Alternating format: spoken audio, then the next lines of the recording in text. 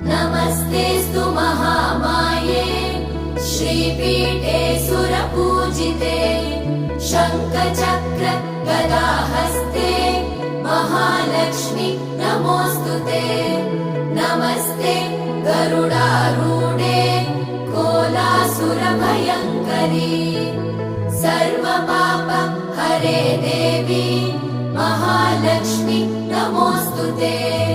महादेव्यै च विद्महे विष्णुपत्नी च धीमहि तन्नो लक्ष्मी प्रचोदयात्।